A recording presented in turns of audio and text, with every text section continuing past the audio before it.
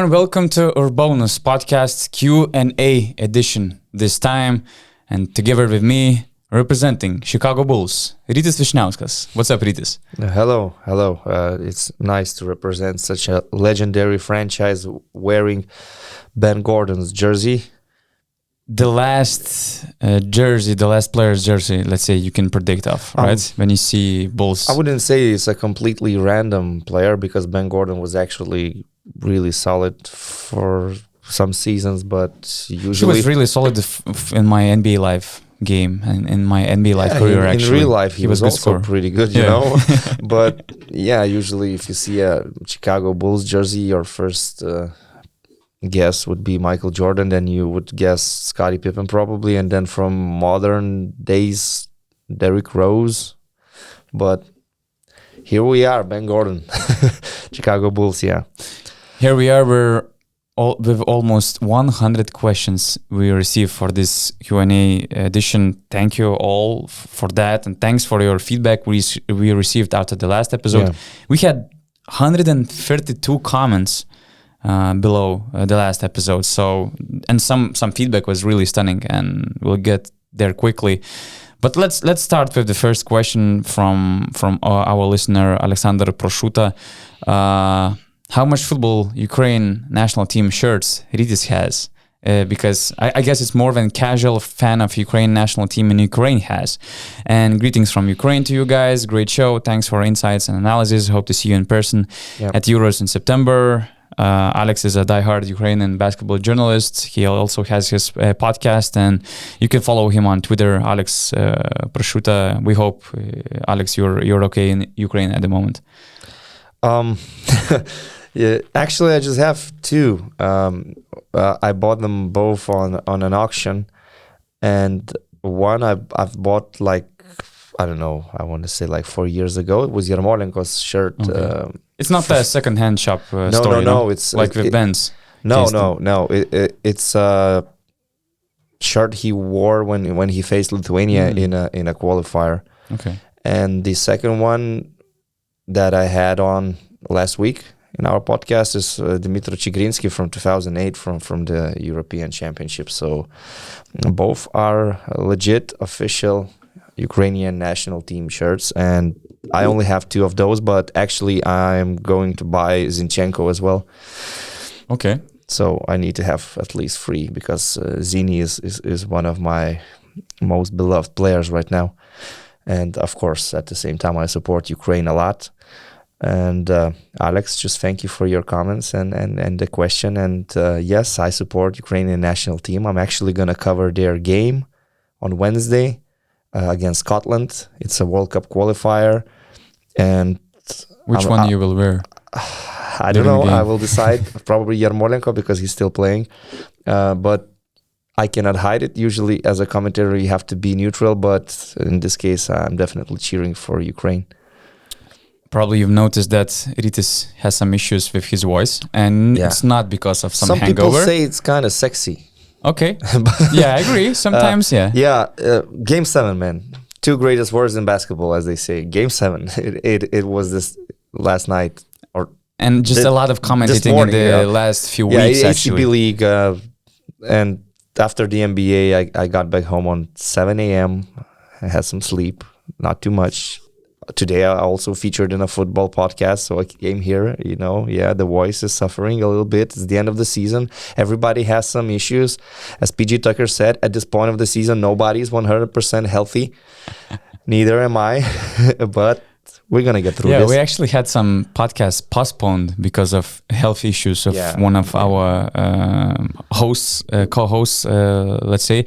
And, we have this amazing European basketball community with some amazing listeners and viewers, and I can see some specialists over there. So if you have any advices how to help, let's say, to recover your voice, maybe there are some other journalists or commentators listening to us, feel free to share your... I've tried a lot of different methods, and it helps me get through a broadcast, but at the end of the day, you can feel that I'm a little bit tired.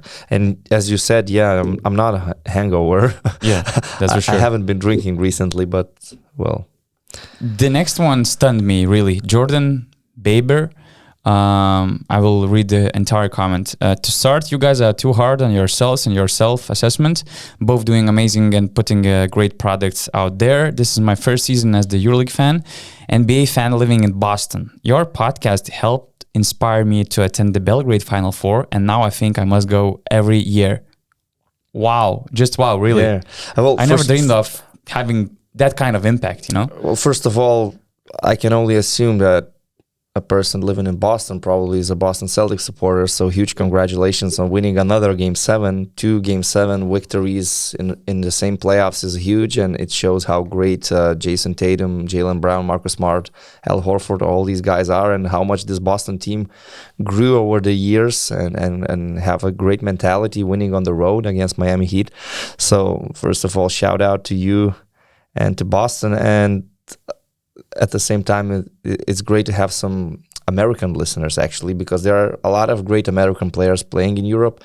Obviously, our podcast is more or less European orientated, but for me to see American basketball fans involving in EuroLeague, it's great, really. I mean, they can see different basketball. They can see that in Europe there's also a lot of talent, and that guys like Doncic, they don't come from nowhere. The EuroLeague is the platform where these players make their big steps. And now if an American basketball fan is seeing Vesely Micic, he can start thinking, this guy is actually great. He's a Serbian player. He has been there for a while, and he looks like NBA material. So it's nice to have really Americans interested in the EuroLeague. Yeah, I hope Wembanyama will be one more reason to follow EuroLeague basketball more closely next year. It should be. And Jordan has a question. What can I do to increase my knowledge about EuroLeague, including the top domestic leagues? I feel like I have 20 years of catching up to do, and no, it won't happen overnight, but I'm looking for ways to increase my knowledge of European basketball in general. That's actually a good question, because we're living with European basketball, with this passion for basketball, for example, in my case, since like I was 4 or 5. It was natural. It was natural. So it's hard to make some tips, to offer some tips for somebody who just jumped in recently. No, but I can say that, yes, you missed some important parts, but actually this current format of EuroLeague only started in 2016, so it hasn't been that long, and EuroLeague was changing all the time, and the format was different.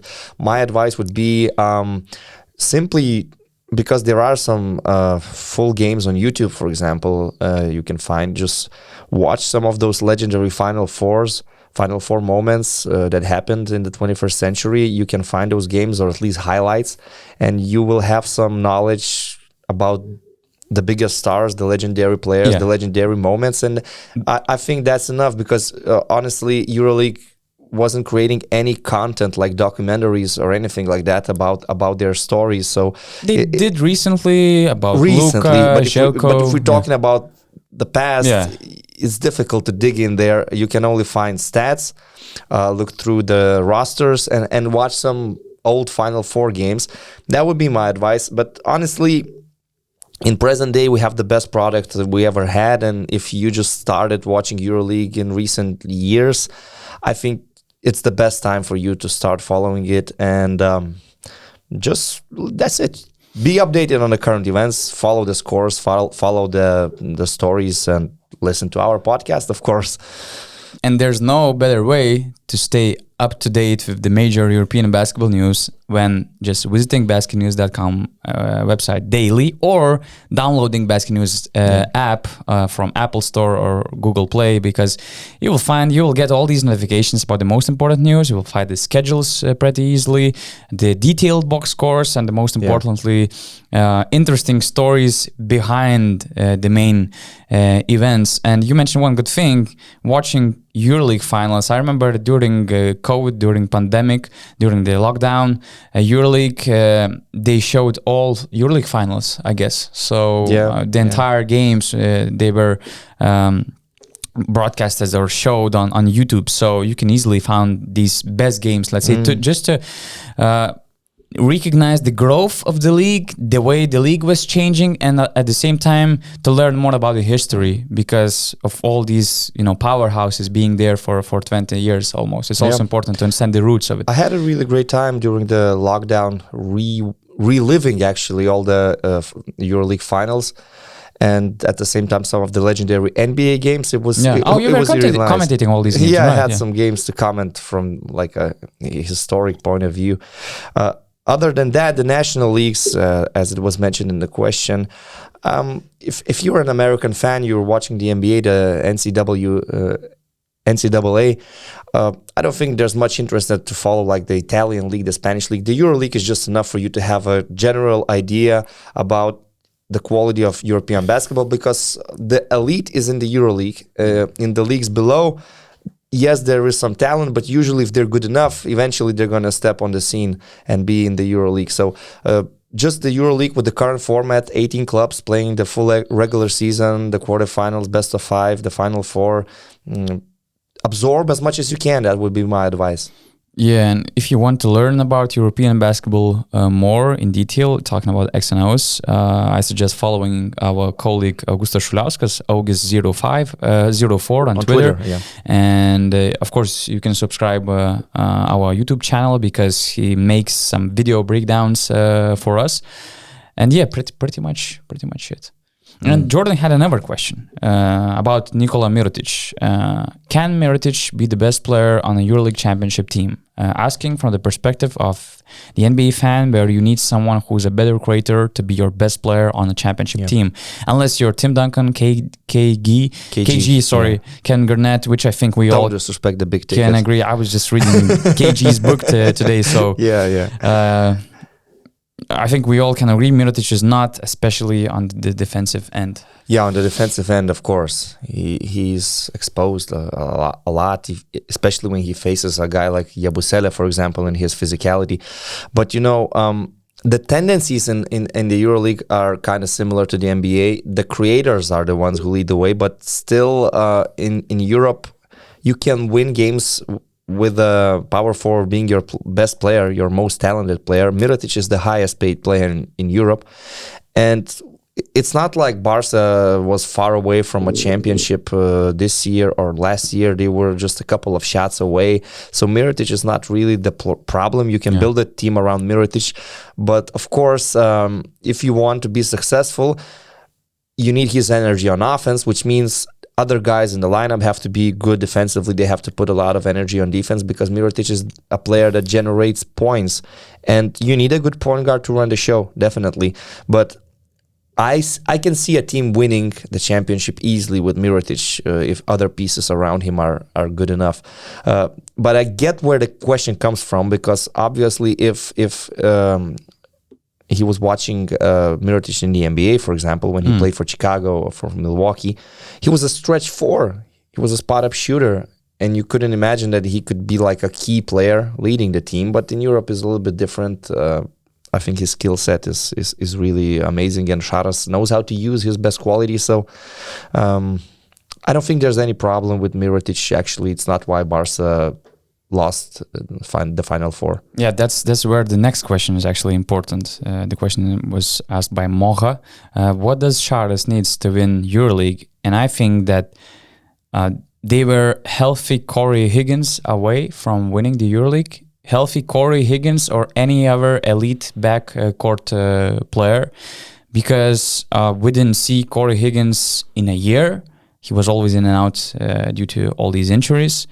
And probably we forgot how important he was the last year, where he was averaging 13 points per game. He was consistent. He made this game winner against Milan. Yesterday he made a game winner against Grant. Just reminded how good of a player he is. I wish he was, let's say, returning to the court 2 months before, just to reach his peak for the Final Four, because he was like a week or two here with the team after 3 months out. So I really think that they were so close, and Corey Higgins or any other backcourt scorer is a must for any team, despite having Nikola Mirotic on your team. Or even Laprovitola playing his best basketball. Yeah. Well, to me it's even more simple. When we're talking about Barcelona, they are a team with the biggest budget in the league, and you cannot just say that they need something extra, like to sign some other players. But it's just as simple as, for Saras to win the EuroLeague, he needs to have his team making a few more shots and making a few more stops, because that's how close it is. They lost in the El Clasico in the semifinal in the last seconds. If they went to the final, who knows what could have happened. Last season, they beat Milan with a buzzer beater, as you said, from Corey Higgins. So it's always going to be that close when you were playing the decisive game and both teams are kind of similar strength potential.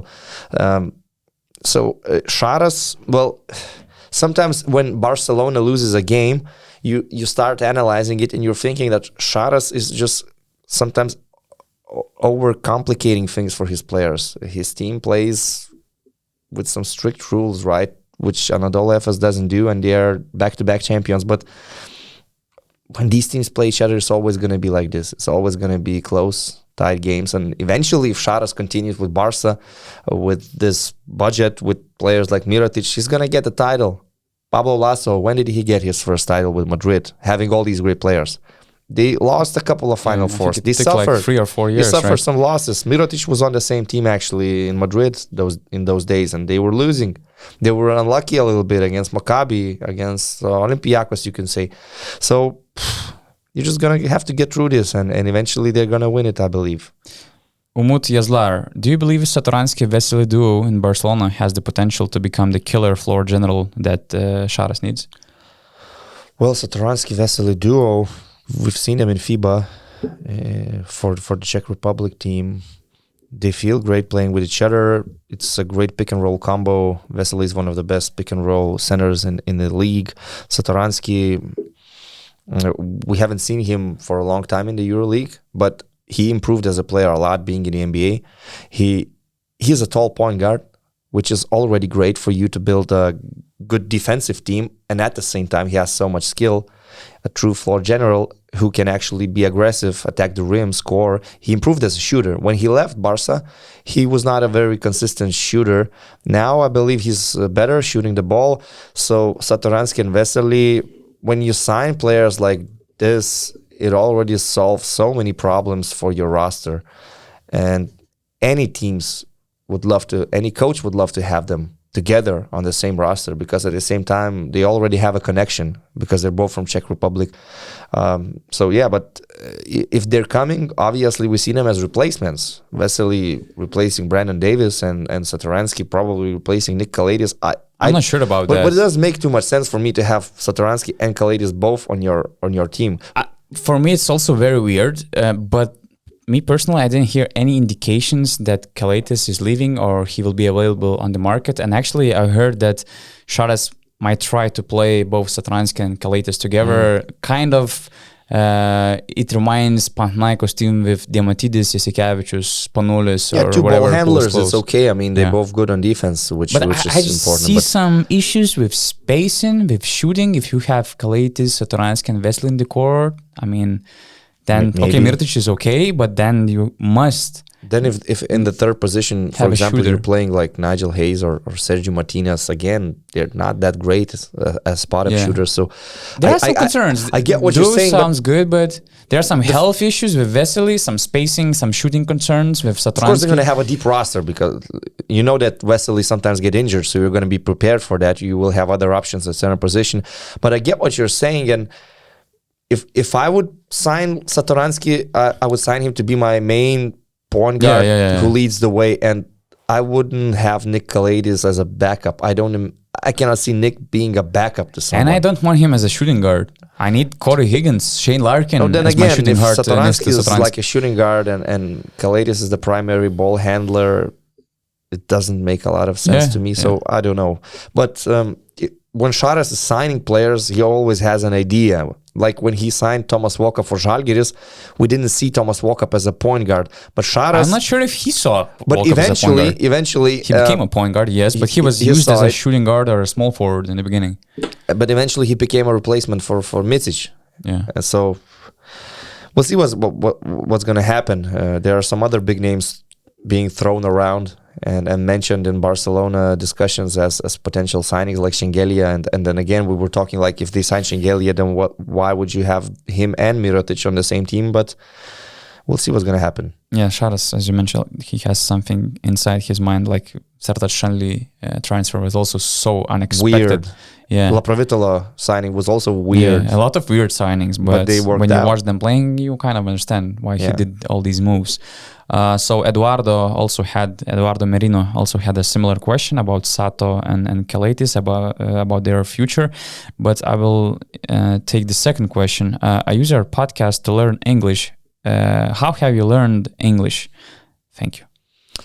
What's your story? To make the long story short, Cartoon Network, MTV, and video games. Yeah, NBA Live and World Basketball Manager. Those three things, because when Lithuania regained independence, and we are children of independence, we were born in 1990s.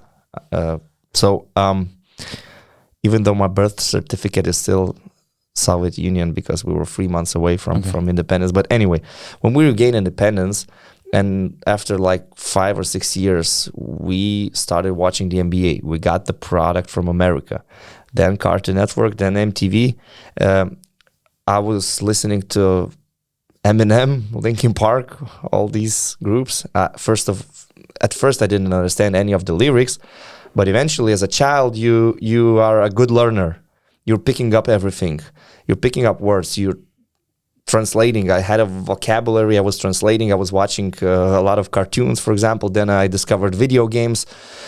When we had a PC at home, afterwards a PlayStation. So all these things helped. And when I was a teenager, my English, I wouldn't say was completely fluent, but I could easily have a conversation with someone who is an English speaker. And after school, I actually graduated in English philology. For 4 years, I've been studying it. I have a bachelor's degree. So I can actually speak with a British accent, but I prefer American English. So that's my story. We can also speak Russian, Serbian accents. Sounds funny as well. Yeah, yeah, that's true. But you cannot imagine how Cartoon Network was significant for preparing our first English speakers in Lithuania. It's amazing. Our government should do something about it. Just, sharing also, their thankfulness. Later on, not only Cartoon Network, also movies. I've started watching movies with the original language. Right, yeah. Well, it was like this. Piracy was on a rise in Lithuania in those days. So yeah, simple things really. And now it's easier. And basketball language again. Ever since like 2006, when I started purchasing the NBA League Pass, always watching those games with NBA commentators, listening to Jeff Van Gundy, you're picking up words, you're picking up certain terminology, and words like spacing, pick and roll, whatever. 30 years ago, nobody was using those words talking about basketball in Lithuania, but right now it's natural. So yeah, it was an interesting process. Actually, I think it's safe to say that at least in Vilnius, in the capital of Lithuania, you can easily use English as a language, and you will be served in restaurants and bars. You can have conversations on the streets very easily with younger people. Oh yeah, and that's a tough one. Els Yadoriboshi, he's thankful for bringing this EuroLeague community together. Also very nice comments. Thanks for your feedback, Els. He has a question. Can you remember any other, perhaps forgotten, European player like Printezis with unique shot mechanics? And I saw a few other comments, and they were bringing Walter Berry name on the table. Me personally, actually, I didn't go deep with all these names because I watched Edgar Solanovas making all these 3-pointers weekly. And also, there's Zach Lidey with his strange shot, not only outside shooting. Is covering his eyes when he shoots. Yeah, that's also an interesting one. But Zach Lidey, like he kind of gets stuck in the air. He hangs in there for a couple of seconds and makes this crazy shot, which also usually goes when in. we're talking about bigs, it's easier to find examples. But I was thinking about pure shooters like shooting guards. And one release, I wouldn't say it is as unique as Printezis. It's a good release, but it stuck in my head as a little bit unorthodox, was Drew Nicholas, actually. Okay. He was stroking the ball, and well, he was a great shooter. He was a very successful shooter, a very good player. a very good teammate, a very smart player. But his release was different. Again, you cannot compare anybody to Printas because he is so unique, especially when he's shooting with his left hand, even though he's a right-handed basketball player. So, but the Lithuanians, our lefties, Ulanovas, Jankūnas, you could mention them. John Hawk, is it true? Is it true the rumor about Dimitris Itoudis going to Fenerbahce next year? Well, I can confirm because he's already kind of speaking on behalf of Fener. I mean, building the roster for the next year, and I know for sure that CSKA is looking for a new coach. They have some, let's say, other and different names on their list than they had before with all these top coaches. So there's another follow-up question. With the departure of Vesely and most likely De Colo and the uncertainty of the new head coach, well, there's no uncertainty. Itoudis is going to be the head coach. But anyways, how do you see Fenerbahce in the next season? What moves could they make? And what will happen to Fenerbahce if Vesely and De Colo leaves? Bottom team, maybe? I wouldn't agree. Already for signing Itoudis, there's a clear idea how you're going to build a team to be competitive, so he wouldn't go to uncertainty. Actually, well, I want to praise myself a little bit because I made some really bad predictions throughout the season, but like a few months ago, I said it would make so much sense for Fenerbahce to hire Itoudis as the new coach. And at the time, Djordjevic was still doing a pretty good job. But we didn't have war, right? Yeah, we did not have war. There were Russian clubs still in the EuroLeague. But I was saying that Itoudis would make a lot of sense. He is someone from Željko Obradovic's coaches three, like you can say that. And he is a very good modern coach with clear ideas how he wants his team to play and putting a lot of emphasis on good spacing. So I can only guess that some of his first signings should be like players capable of playing the stretch 4 position and shoot the basketball. And then, of course, you need good point guard, you need good perimeter players. And De Colo and Vesely leaving might sound like a bad thing, but De Colo is aging. Vesely had a lot of injuries. It's not like they are irreplaceable. They are one of the greatest European players right now in the EuroLeague. But I cannot say they're irreplaceable. You can find a point guard. I mean, Lorenzo Brown, for example, when he first played in Fenerbahce, he looked like a different player. Right now, you're looking at him as a very solid point guard. He kind of reminds me of Daniel Hackett, and Itoudis could see him in his, let's say, role. Yeah. So maybe they will have a lower budget, but right now we saw them investing most of the money to the key players without having a very deep squad. The approach might be different next season. You might not have superstar names, big names, but you could have a really solid, deep roster. We'll see what's going to happen, but it all starts from the head coach, and I believe that hiring Itoudis is the best they could have done. So let's just see what other pieces they will add. But with the know-how of Itoudis and Mauricio Gherardini, I mean, only good things can happen, in my opinion. Yeah, I'm excited about this rebuild. Sorry, is it Gherardini or Gherardini? Gherardini. I'm always getting confused. Gherardini, right? Yeah. Yeah, sorry for that. I'm excited about this rebuild. I wanted to see how this team will look like in, let's say, post-Vesely's era. They probably took the best coach for this team. There were rumors about them having a budget decrease, but from what I've heard, they should stay at the same level, which is somewhere around 25 million, which is okay to build a good top 8 team. And you know what? Like last season, they had so many bigs. Vesely was playing too often, in my opinion, as a number 4 in the 4th position. Yeah. And right now, with this, I see a very different approach. You're rebuilding the team. For example, you have Devin Booker. He's a great center. He's a great player. Of course, he also needs to be healthy. He had some problems before, but he's a really good center who can. He has a soft mid-range touch. He can play in the paint.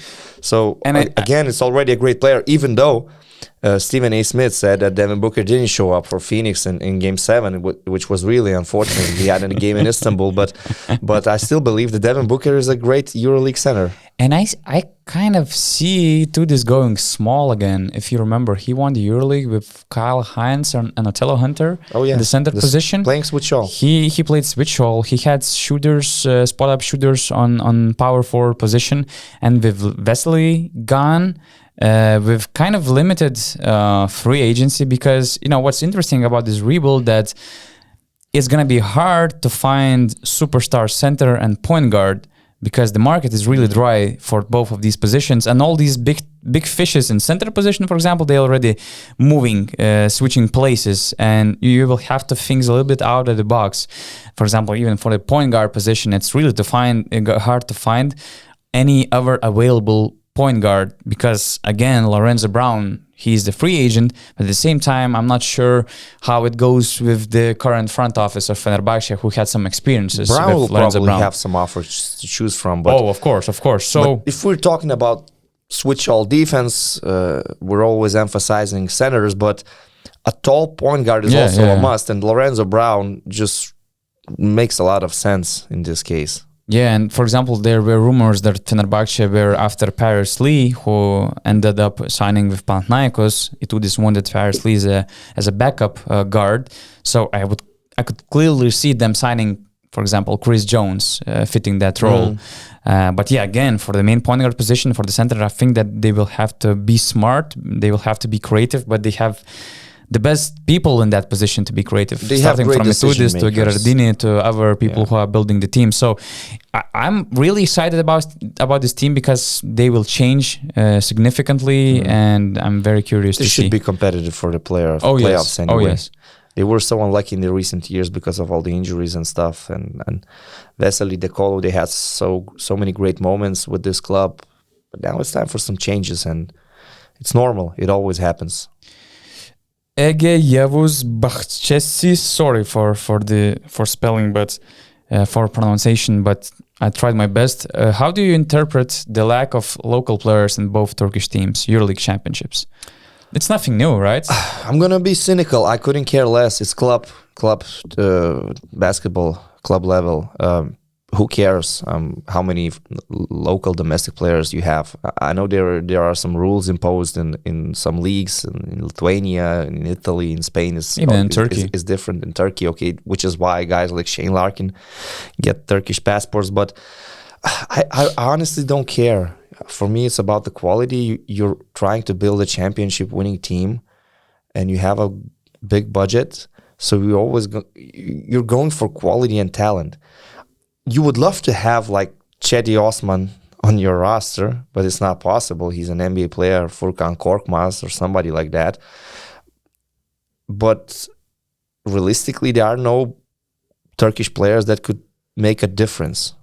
You have Dogush Balbay as a team captain who lifts the trophy. Maybe he's important for the locker room and he looks like a really good professional, but always you're going to have foreign players leading the way, Americans, Serbians, Croatians, whatever. So it's not about that. And when they're winning, I don't think that FS fans really care a lot about how many Turkish players there were on the court playing important minutes, because it's not only about the Turkish teams. You can see Bayern Munich, you can see okay, the Spanish clubs, maybe they have some quality, but even Barca, the main players are not playing. Is just because Mirotic has the Spanish passport. Yeah. So Baskonia don't have any Spanish players. I think that this local core thing is something from the previous era. We remember Panathinaikos, Olympiacos, okay, Real Madrid, they won the EuroLeague, having strong, very good quality Spanish players. But now the era is changing. To me, it's always about signing the best quality you can get for a certain position. And Zalgiris, for example, is trying to go the Lithuanian way, and it didn't work out this season. When you're preferring a Lithuanian player just because he's from Lithuania, not because he's more skilled or better than some foreign player you could afford to sign.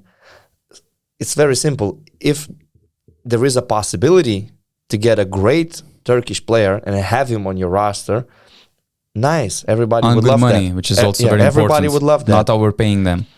But what we're seeing right now, the elite Turkish talents are in the NBA. And there are no really Turkish players that make the difference in the EuroLeague like Ibrahim Kutlay was, or Serkan Erdogan and all these other guys back in the days. And you know what? I think that what I said about these teams from 2000s having strong local core, I think it was also related to the fact that it was important to win domestic championships to stay in the EuroLeague. Now, domestic leagues, they don't have any meaning, so you can play two different lineups, two different rosters. You can play some youngsters in the regular season games. There's no meaning of that, so maybe it's also related to this fact.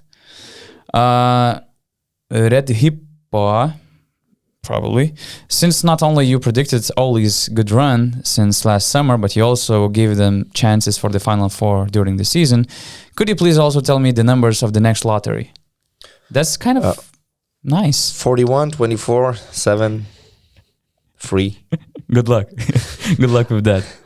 Nah, but the serious question about Olympiacos is, what could Olympiacos do better to become EuroLeague champions? That's the question we received from Double L, Harold, Alexander, and Nick T. There's not much really. Keep the core players. Sign a backup power forward for Prunte's spot, somebody who could be a backup to Sasha Vezenkov, and maybe add more quality replacing guys like, I don't know, Quincy AC, Jean-Charles. You can get somebody better to be the 8th, 9th, 10th, 11th, 12th guy, because the season is very long. You need everybody. And other than that, they're all set to go. Kostas Lukas still has a lot in him. If you keep Tyler Dorsey, it's great. Other players are really, they're in their Thomas peak, actually. Vezenkov, Fall, Hassan Martin. You can go with the same, more or less the same roster again and challenge for the Final Four. And as long as you make it to the Final Four, you're always going to have a shot to be the champion. They were really close to winning the semifinal, actually. Yeah, and of course, we have to understand something about Olympiacos, that we shouldn't take Final Four for granted. I mean, this is not the team of Barca's of Real budget. But at the same time, as I mentioned, they were so close of winning the EuroLeague. They were just 2 games away of winning the EuroLeague. And just making these small improvements, the important thing is that they will keep their core. The core, they're still at their peak. And of course, it's not going to be easy to find a better scorer than Tyler Dorsey having Olympiacos budget. But at the same time, AC, he couldn't play, so you can find something better. Yorgos Printezis, he was amazing vet. He gave some solid minutes. He made some important shots even during the playoffs. But I sincerely think that they can improve in this backup position of Vezenkov, and making all these slight changes. It will push them forward in this Final Four. So yes, it's not that far away. One pure shooter, for example, could really fit that team, and like you said, back up to Vezenkov, so he wouldn't have to play 36 or 37 minutes or close to 40 in some of the most important games. Someone you could actually trust. I know it's not that easy to bring a player knowing he's going to be a backup. If you're a player and you have an offer from Olympiacos, you're a power forward, you know you're going to be a backup because Vezenkov is there. So you're going to have limited minutes. So in this case, it's a little bit easier to sign a hungry veteran who is still hungry for titles than to go for somebody that has great stats, for example, a huge skill set. He will not be happy as a backup. So a veteran player in this case would make more sense. But again, it's like a small detail. We're not talking like Olympiacos needs star power to sign some superstar players. Of course, if Dorsey is leaving, that's a bit different conversation. Okay, it's an important piece. You're going to have to sign a shooting guard, but you might find some options. It's not like trying to replace Darren Lucas, Hillard or players like that. You could find some options. There is one on the market. Okay, he's kind of locked in Moscow right now, but he's looking for a way out. Yorgos Vasilis asks, greetings from Greece. Do you think that Marius Grigonis would suit Olympiacos in the new season? If so, in which position? Probably the position is clear. Well, shooting guard. Replacing Tyler Dorsey if he's coming, and if Dorsey is leaving. But do you think that it's a good replacement? It would be a good replacement for Olympiacos. Well, he's a different player. He's not someone who's going to score a lot in ISO like Dorsey does. He's not the most athletic guy, but as a shooter, he's very good shooting transition threes. And if he's playing alongside Slukas, he will always have some opportunities. Question is about the money, obviously. Do you want to invest like 700,000 euros to a role player who only complements the team? Because Dorsey can be the leader. Dorsey, in some games, he can be the main guy. I don't think Grigonis has that in him for a club like Olympiacos. Well, the last Lithuanian he brought in their roster was Kuzminskas. It was not a success. I think Grigonis would be much better. But I don't know. I honestly would like to have a more athletic player who is a good defender also, because Walkup is great on defense. Dorsey was really good on defense this season, and Dorsey can also be a ball handler, a creator. So I don't know. I wouldn't go for Grigonis if I'm Olympiacos, actually. I think that Dorsey's way better scorer in ISO situations, playing on one-on-one. He's just a pure scorer. I think that Grigonis is a better, let's say, playmaker, pick and roll player, but they already have enough pick and roll stars, starting from Kostas Lukas, even Thomas Walkup. So I think that they need this elite scoring skill from their shooting guard. For the market value, you can get somebody better, I believe, because there are some names. There's, for example, Billy Barron, who might be available. Yeah. Who else? I don't know. Isaiah Cannon, Okobo. Of course, if Okobo is staying in Europe, which is very questionable. Macon. These names, they're not so sexy. You're not so completely sure about them. Yeah.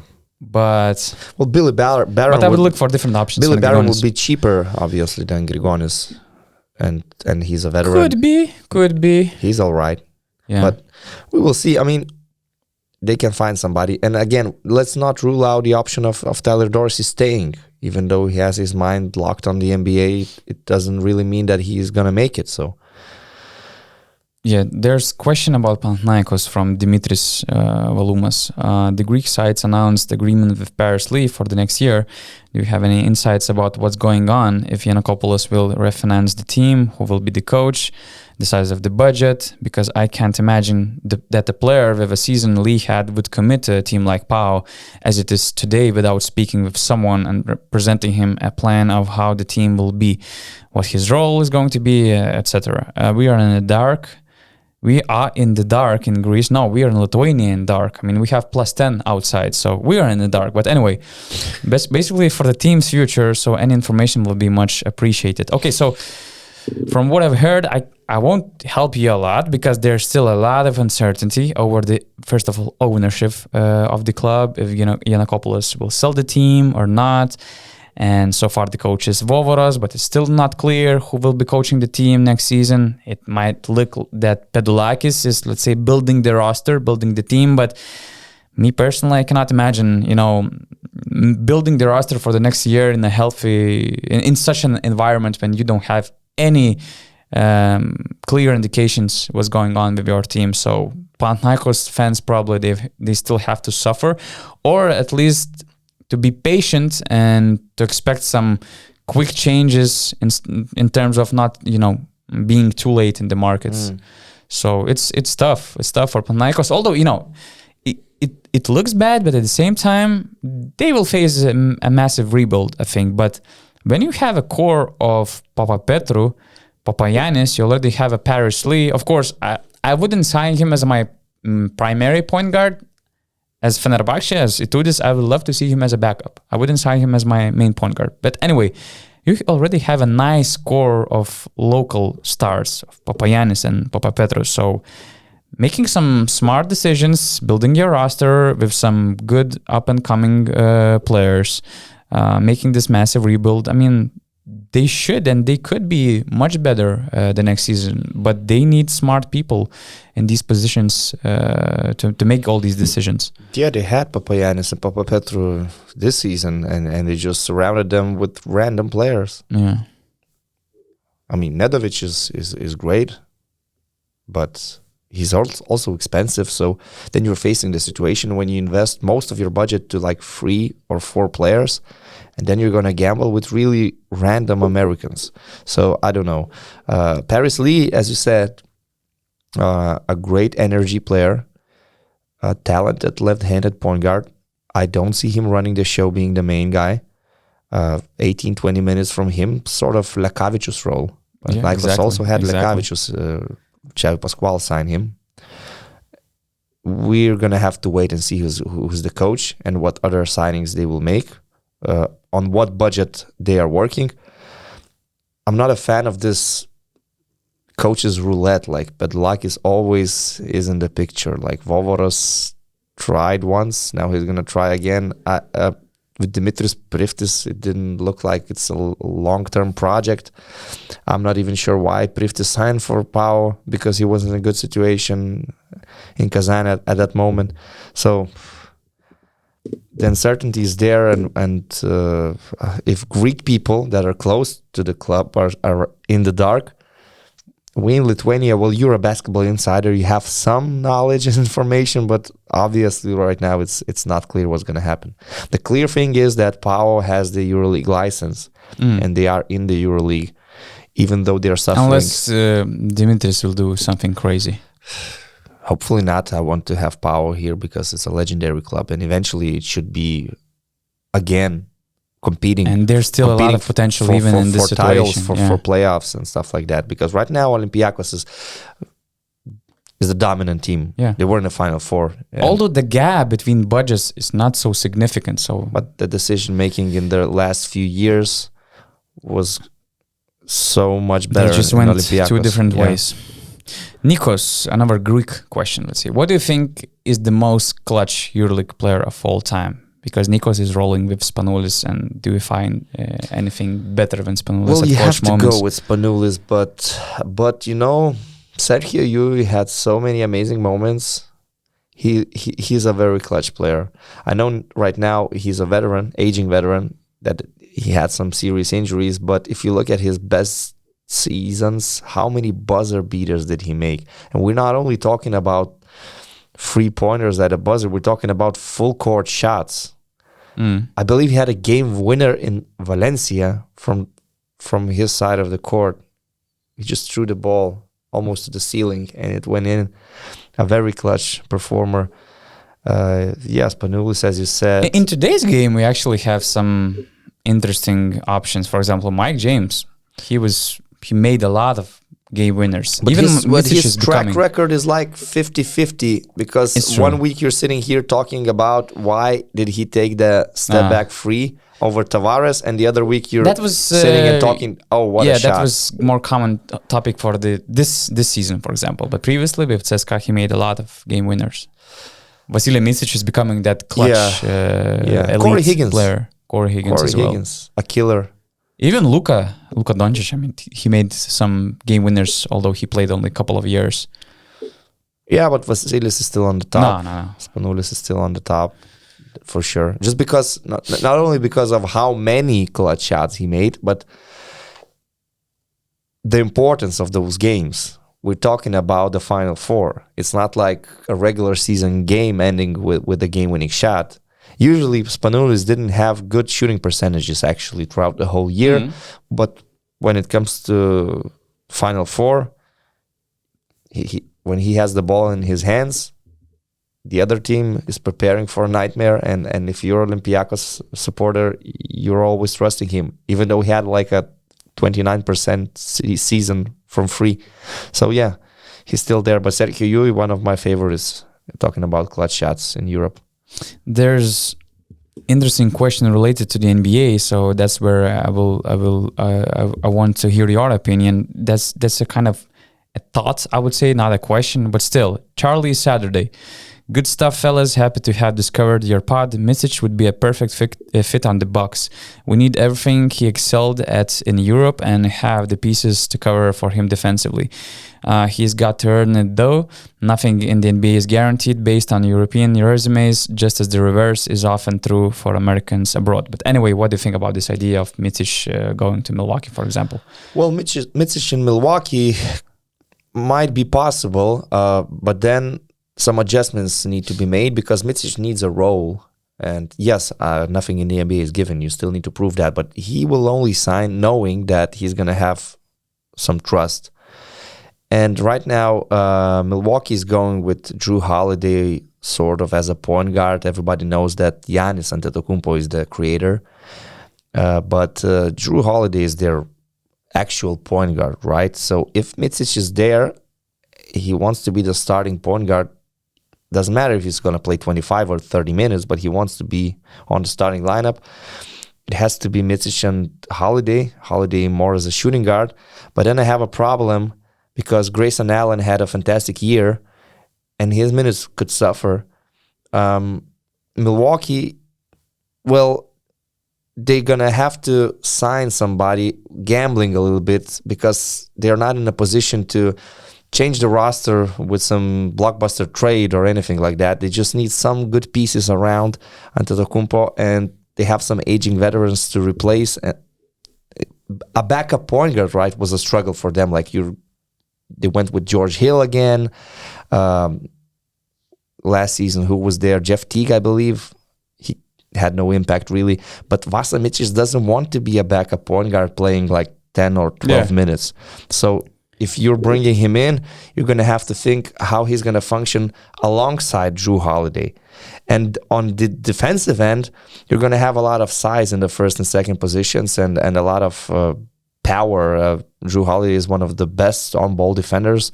Micic, he can be a good defender. It's just that on FS team, he needed to carry the load offensively. So he was saving some energy. You couldn't call him an elite defensive player, but he has the tools. So it might be an interesting option. I don't know. Usually NBA clubs that already had success with European players are more open to bringing other European players to their franchise. So when you already have experience with Giannis Antetokounmpo, trusting a Serbian player is probably easier for you. Jakari Roki, why Ergin Ataman was not in your top 5 list we presented during the season? I appreciate if you could explain. I'm talking about myself. I remember that I don't even remember who was on my top 5. The whole top 5 I cannot remember, but obviously Trinkieri, Saras, and Xavi were there. Itoudis was there. Then there was something between Itoudis, Messina, and Trinkieri probably. But anyways, our selection was pretty clear. I think we took tacticians, let's say, first and foremost. Great basketball minds, having a huge impact on their teams. And usually this impact, especially in Trinkieri's case, that's a game changer for an organization like Bayern. And in my situation, I took, and I still take Ataman more as a, let's say, manager. First of all, he's great at building rosters. He was always great at building rosters, starting from, Galatasaray, for example, other teams. Because on the court, when it takes on-court things, he trusts players' talent. Yeah. And he goes with their talent rather than putting them in some systems and, making a priority for his tactic ideas. So maybe that's my explanation. But at the same time, we have to recognize the change of the way we approach coaching nowadays. And I think that we already discussed it in the previous episode, where I said that coaches now, more and more, they're starting to be more as the managers, considering the huge workload these players have playing every 2 or 3 days, considering all these 80 games per season and all these talents now they have on the court. So for sure, we have to, I think that now we have to put Ataman in this top list and recognize his impact from manager standpoint. Yeah. Because now there's that line between managing and coaching is very, very It's thin. a little bit unfair to compare coaches. It's always, the easiest way is to compare their titles, but they're different. I mean, if you're thinking, they're in different environments. It's different to be a head coach of Barca and Bayern or Zalgiris or so Alba. If you're thinking about a coach who can have success with a small budget team, lead Zalgiris to a Final Four or lead Bayern to the EuroLeague playoffs, I cannot imagine Ataman doing that. But Saras and Trinchieri, they did it. Yeah, exactly. They showed on two different levels. But coaching superstars and winning titles, playing great basketball, right now, Ataman is the trendsetter. He's showing the way. So it's different. Lasso is kind of the similar style, right? But I think that he makes more tactical adjustments, let's say, than Ataman. Probably so, yeah. Especially in the last few seasons when he didn't have Campasso or Doncic. But, it requires different qualities. If you're coaching Bayern Munich, it's one thing. But again, if Trinchieri eventually goes to one of the Final Four teams... Yeah, for example, he was very close to CSKA. So it's a whole different conversation. Yes, so... I mean, the top 5 is just something based on your own understanding of what makes a great coach. Yeah. But at the same time, it's really unfair to rank these coaches to say that this one is better than that one. I mean, come on. And Ataman is a champion. I don't have any problems with his coaching methods. And there's a question about Ataman and Turkish national team by Bülent Mazacoglu. Probably.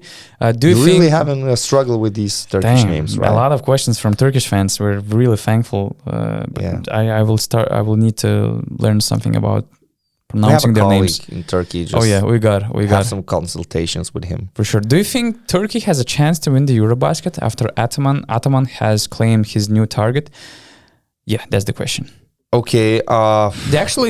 They made their preliminary roster for the World Cup qualifiers, and they have a solid core, I would say, with Larkin, Cedi Osman, Korkmaz, Şengün Yurtseven, Shanli, for example. That's already solid core in a tournament where you don't have to be deep in a short tournament like EuroBasket. I mean, it's already a nice thing to have before you start.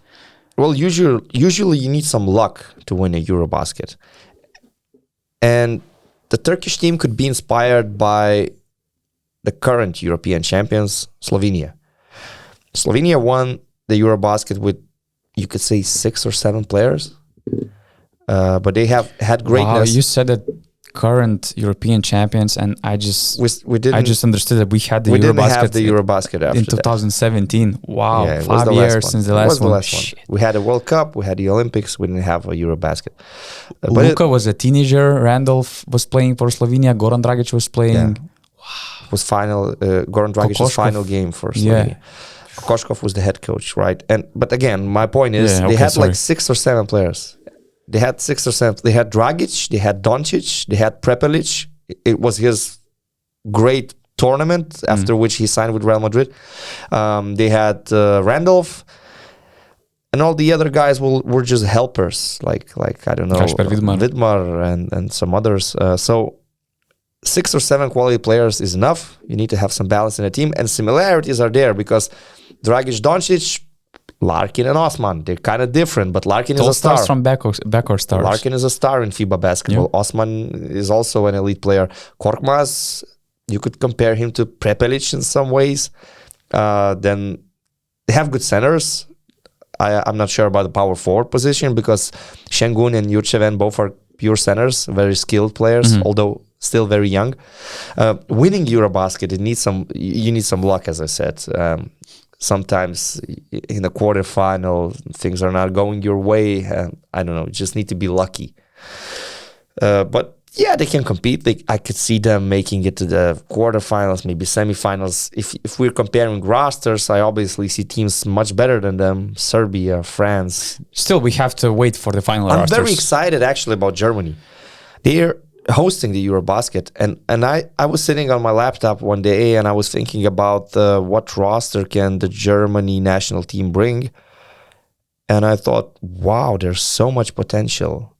You have some veterans, at the same time you have very exciting young players. I'm so excited to see Franz Wagner in the national team with his brother. So really, Germany as the hosts, it's kind of underrated team. If they have their strongest roster, there's so much potential in there. And you're thinking, like, not so long ago, it was only about Dirk Nowitzki. But right now, have a great centers, great power forwards. They have Dennis Schroeder. They have the Wagner brothers. They had some guys from EuroLeague like Maodolo, a quality player. So wow, really, I'm excited to see what they can do. The FIBA system is so cruel. Like up until now, we didn't see the true Latvian team with all of their players being in their prime since 2017. Right now, some of them are declining. Some of them have disappeared from the picture. We're not sure about Porzingis. Porzingis last played in 2017 in that same EuroBasket in the quarterfinal against Slovenia. And Slovenia is facing similar issues because it's difficult for them to qualify when they're playing in the qualifying windows without NBA and EuroLeague players. Now they're even bringing Goran Dragic back for the World Cup qualifiers and specifically for the game against Croatia this summer. He's going to play? It sounds like he's going to play. When I saw the news, I was so excited because I thought that he's going to play in the EuroBasket actually, but no, it's focused only on that just particular to help the game. Team to probably qualify. Maybe it's also going to be like a farewell game for him. I don't know. Okay. It's a weird situation because he already announced that he retired. Even last year, he joined the, let's say, delegation of Slovenian national team who was on the sidelines, but he didn't play. Right. Although, of course, there was always an idea that maybe he can join the team. Yeah, but Turkey, they have a nice team. It's a solid core to make a case for some interesting I remember run. them in the World Cup in 2019 in China. They were not that bad. They didn't have Larkin. They had Wilbekin. They were competing against Team USA. They lost only in the last seconds. I know it wasn't the greatest USA team, but still, again, you were playing against Tatum, Brown, and other big players. Gurkov, which team or teams are you going to see as a trouble to deny FS repeat next season? My list is pretty short, actually. It's the usual suspects. I mean, it's a budget league. All Barca, the teams with big budgets. Yeah. And Oli, maybe. But basically, it's Barca, Real, and I think that Milan Fenerbahce will be significantly we'll see better. what's going to happen with Itoudis. But yeah, it's the usual suspects. Barca, Real, they're the front runners, obviously. Milan also, the rumors that they're signing Brandon Davis and some other elite EuroLeague players. So it's an easy question, actually. Easy one. Linder has a question. Can you rank? Okay, can you just put your possible top 3 under the radar free agents, which could have a high impact on every EuroLeague team next year? Well, we've mentioned some of those names. We've talked about Vesely, Shengelia, NBA guys coming back like Satoransky. I would mention also Luka Vildosa. He should make a comeback to Europe. He didn't have any success in the NBA. I saw him watching the Baskonia game actually last weekend. But probably the question is more focused on current EuroLeague players that are becoming free agents, right? Probably, and not these on the spotlight. So what do you think? I mean, Lorenzo Brown, John Brown, those guys that are leaving the Russian teams. I think that they're, let's say, I would put them among the top free agents. So I was looking for under the radar players, and I think that we forgot about Mike Tobey. Okay, he's kind of on the border of Eurocup and EuroLeague, because if Valencia will get that wild card, he becomes the EuroLeague player. But anyway, he's a free agent, and he's an interesting name to think for the other EuroLeague teams. I also thought about Shabazz Napier, because the way he played for Zenit in the preseason was really inspiring, but at the same time he misses basically 2 years of active play basketball. So I would be intriguing to see if he could be a big boost even for bigger EuroLeague teams. And then probably Billy Barron could be a really intriguing fit for teams like even Real to replace JC Carroll, or even Barcelona, for example. Dwayne Bacon. Is he joining FS? It's not clear. There are very mixed rumors. Is more or less a done deal, No, Clyburn is done. So Dwayne Bacon, another exciting free agent. Mike James. We're not sure about his contract situation. But if Mike James is there, it's a top shelf free agent. A player that changes everything if you sign him. Lazar Shutovic has a question. Has a question about Red Star. What sensible transfers would you make for Red Star? Resigning Walters or not, resigning Hollins or not, extending White's team option. Who would you sign as a center? Keep in mind that besides Kalinic, no one ever had more than 500,000 on a year basis in the club. Yeah, it's a lot easier to discuss here about potential Barcelona signings or Milan. And basically all these names we mentioned in the previous question, and they're out of... for Crvena Zvezda, well, it's kind of hard to throw some particular names, but in my opinion... It's easy. It puts all these physical guys. Roland Schmitz, Tonie Jakiri, Nigel Williams... Nigel Hayes Davis, Chris Jones. It's typical Red Star profile player. You know, you have some certain limitations, so you need to have priorities. Border. Austin Hollins, I think I'm not keeping him. Nate Walters, why not? More or less the same money probably. It's not like he's going to have some lucrative offers. So if you can keep him, he was playing good basketball this season. My main investment would be a mobile center, because still you would love to have an option to play switch all defense a little bit more when you already have tall forwards like Kalinic and a tall guard like Dobric and other guys. And during the season I was thinking what a great fit Josh Nebo could be for Zvezda. Right now he's probably gonna sign for, it seems like he's going to FS. Clubs with more money. FS, so something similar. And as your Crvena Zvezda, you're going to have to dig a little bit deeper, look for somebody in the French league, some players from the FIBA Champions League or maybe in the Euro Cup. But a mobile center is a must, in my opinion, if you have like Kuzmic as your starting guy. Mitrovic was okay this season covering that position, but I would prefer to have a mobile center. Aaron White, why not? A hard worker, a big body, a strong body, as a power forward. He's okay for a team with a defensive mentality. And Zvezda, for them, the only way to win is through defense, obviously. Being very physical. I'm a bit surprised that I don't see any rumors about Jonathan Motley and EuroLeague teams, because I would love to see him in the league. Okay, he's more offensive-oriented player, but he can also be efficient defensively, and especially for the team like Red Star, it's probably the best platform. I mean, for them to offer him a solid starting center minutes, because I would actually love to see him in FS as a backup or any other big team. I just have doubts if he's in range of Red Star salary limitations. But the worst part is that I have probably the list of top 10 centers, and there's no way that Red Star can get them money-wise. So they will have to be creative, and they will have to risk with somebody. But if there's any possibility to get players like Jonathan Motley, but also they were the worst shooting team in the league. Motley can spread the floor as a center, let's say. That's not my point about center. I'm saying about other players. They were the worst shooting team in the league, and you need to address the issue. They finished okay. They were actually kind of close to the playoffs, but thinking about the long term in modern day basketball without good spacing and shooting, it's so hard.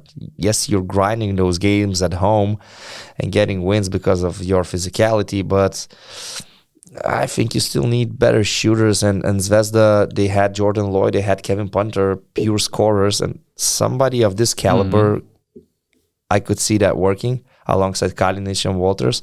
So a better shooter, someone who can shoot off the dribble. Hollins was supposed to be the player, actually, after the season he had in Zenit, but it turned out that Hollins for Zvezda was more of a defensive presence than a scorer.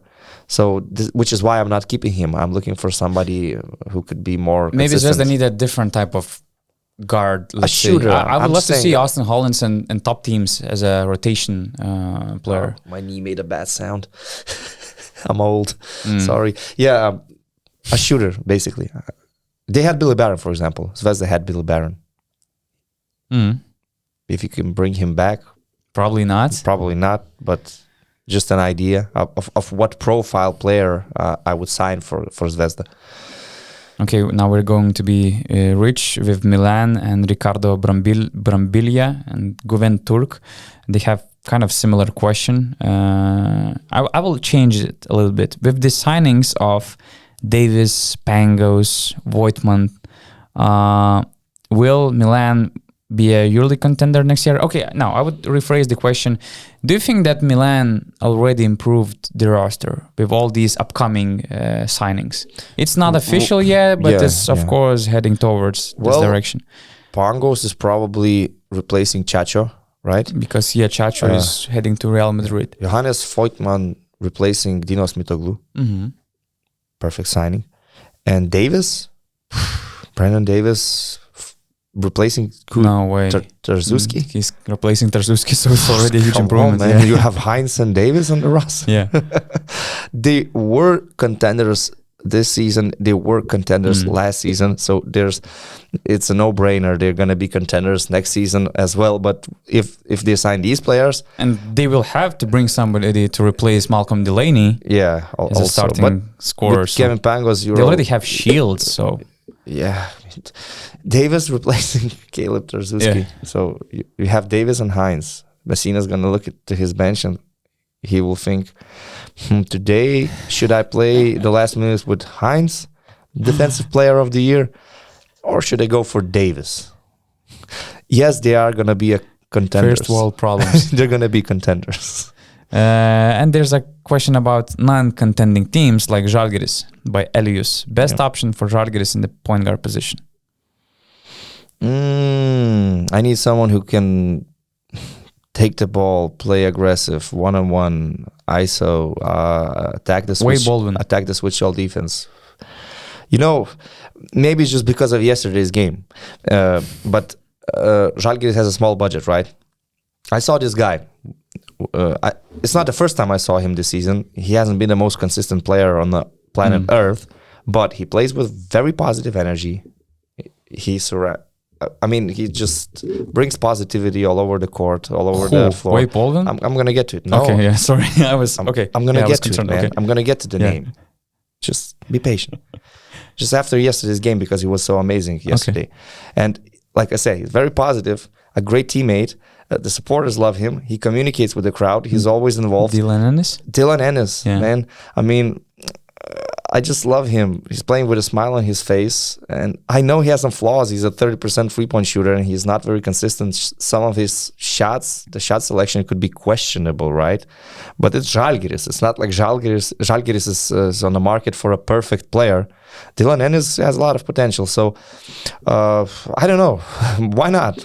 Go for somebody like this. It adds something to make you unpredictable. Because this season, Zalgiris was so predictable, so easy to read. And you need a player that can give you that spark. Wade Baldwin might be too expensive. Yeah, of course. But Dylan Ennis from Gran Canaria, why not? And you don't have any risk with him that he's going to cause problems in the locker room because he's a great guy. The feedback from his previous coaches and teammates is amazing. So why not? Yeah, that's an interesting name. Kyle Allman is also an interesting name, but I'm just not sure if he's EuroLeague ready. I have this list of like top 10, top 15 point guards, and I can really find a hard time to find, let's say, affordable point guard for Zalgiris. Nate Walters, I wouldn't go with Nate Walters. He's kind of, that easy decision. I need more athleticism in this team.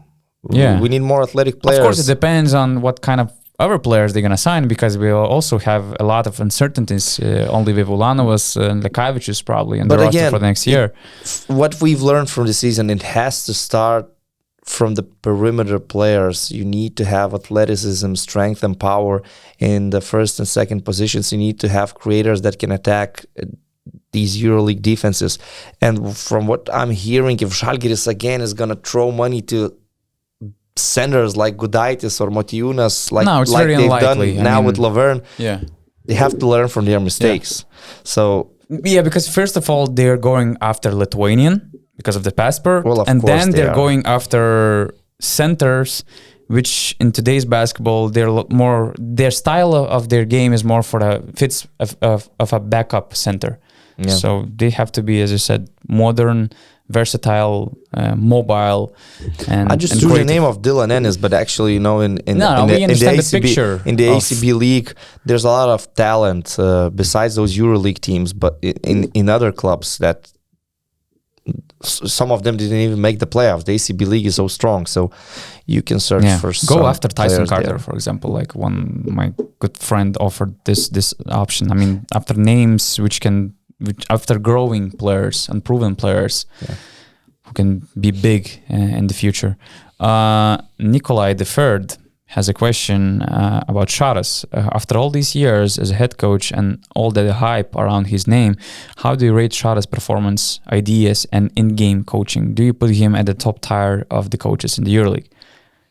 Yeah, he's in a top tier, of course. Vladimir Lucic said that in his opinion. Trinkieri and Saras are the greatest. There's I would say, a lot of hate for Saras, but I think he proven on both levels that he's a great coach, both leading the, let's say, bottom budget team to the Final Four, and then making these Final Four appearances with Barcelona, being winning only one game away titles as well. from the EuroLeague, and winning Copa del Rey and ACB. We don't know what's going to happen this season, if they will retain the title or not. It's obviously very important. But still, they're in a great position. You have to rate him as a successful coach so far. And let's not forget, as a head coach, he's still pretty young. He's very young. Yeah. He's only in his probably 6th year of coaching. So, and I actually checked where, for example, some other coaches were after 6 seasons.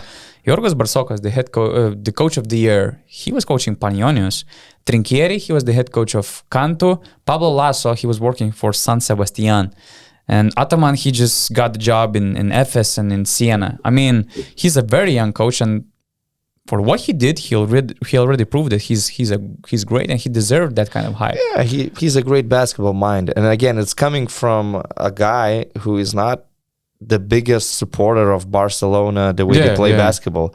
I definitely prefer the Anadolu Efes way or the Real Madrid way, not right now maybe, but in Pablo Lasso's best seasons when they had amazing point guards. So it's not like I'm a huge fan of Saras and how he sees basketball, but he's a genius. He's a great basketball mind. It has to be said. Yeah, these are facts. These just are poor facts.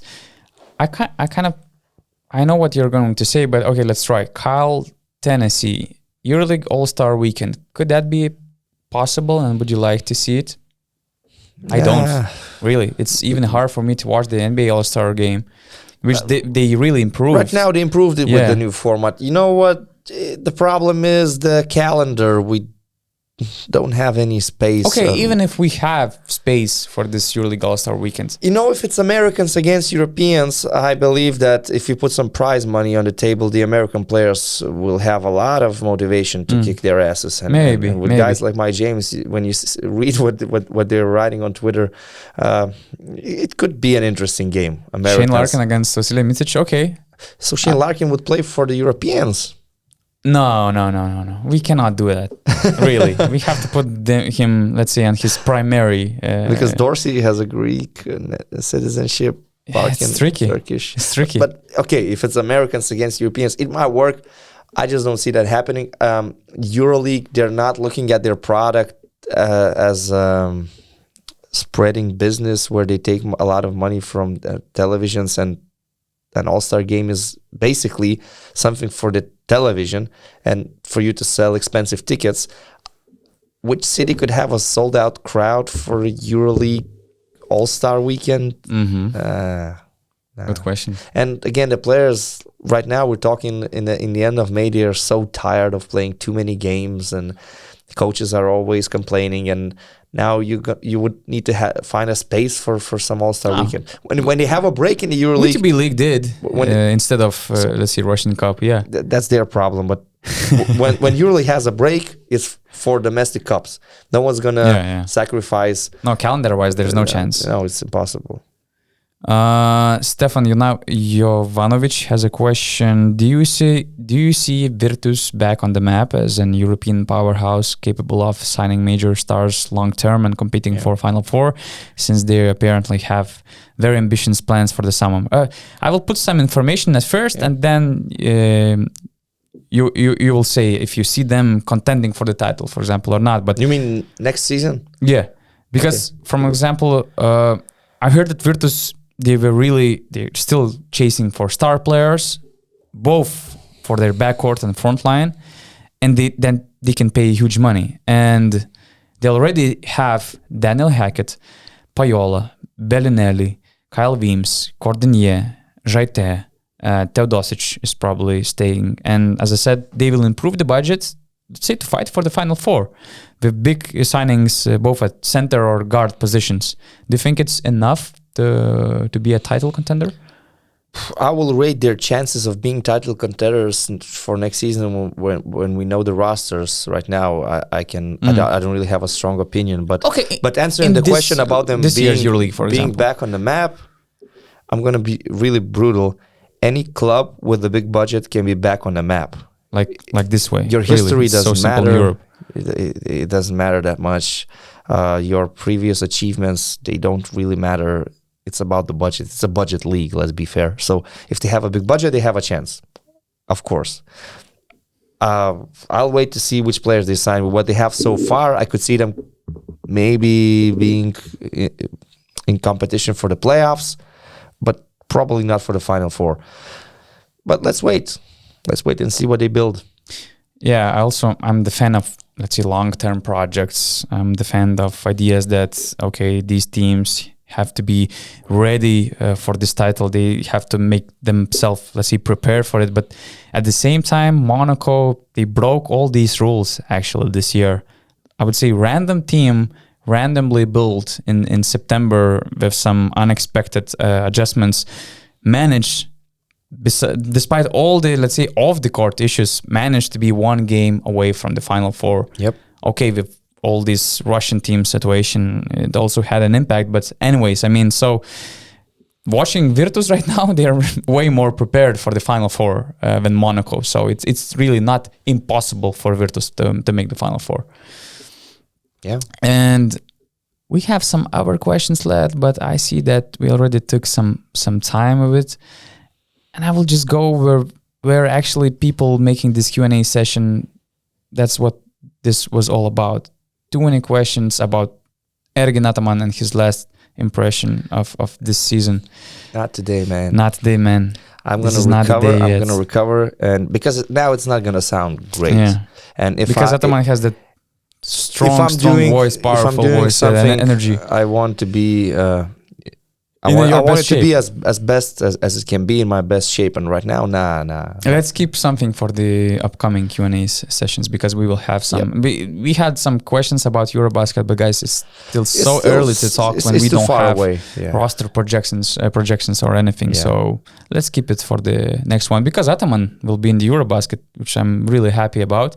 Okay, probably we'll go to Germany, and it's a question if we will have Turkey in the final stage. Probably, maybe, most likely.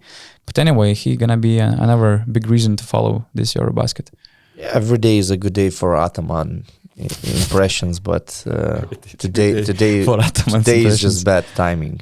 He actually had a nice interview after the Final Four, which you can find on BasketNews.com.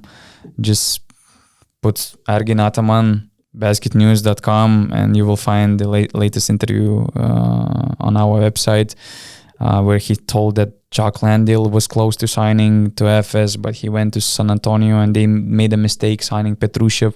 Some other interesting things, like Chris Singleton saying something and predicting something for the playoffs and for the championship run. So that was a thoughtful interview recommendation. But anyways, Thank you all for all these questions. It took some time. It took a few hours. We didn't even put all these questions in this edition. So sorry for all these questions that weren't answered, but we're kind of short of time. And anyway, keep them for the next Q&A session. And yeah, Rytis Vyšniauskas, Donatas Urbonas. Follow us on BasketNews.com.